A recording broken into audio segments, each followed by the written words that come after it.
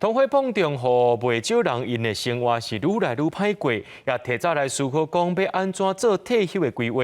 根据1111人力银行上届新的调查显示，有超过82%的上班族考虑在退休了后，会搁再另外找头路加减赚寡钱。上班族也认为讲，除了爱有厝，这身躯顶的现金上无爱有1000万，才会当安心养老。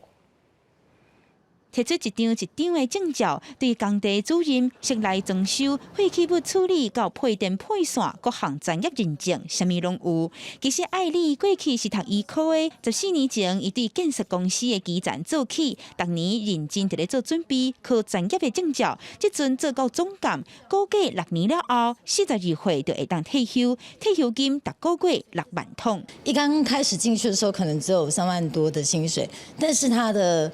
退休的一个保险，它是以你最后5年的薪资去计算。这5年我可能是领6万多，那我退休我就是可以领20年的6万多的一个退休金。个人平均的寿命愈来愈长，加上物价指数是哪来哪悬。根据1111人力银行的调查，有37%的上班族希望55岁进前就会当退休，已经有咧规划退休生活的有22.2%，有规划毋过约未行动的占41.9%，完全对退休拢无规划，大约是35%左右。上班族认为，除了爱有房产，户头至少爱欠1060万，安尼才会当安心养老。83%的上班族会打算在退休之后再次进入职场，那大部分呢也还是会想要找一些兼职工作，比方说安亲客服老师或者是保全守卫。人力银行表示，目前台湾65岁以上劳动力的参与率高达8.8%，日本、南韩、新加坡有超过25%，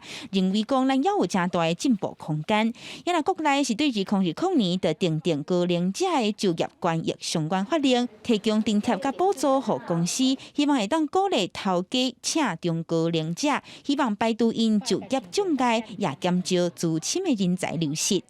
记者民警曾海文台北报道。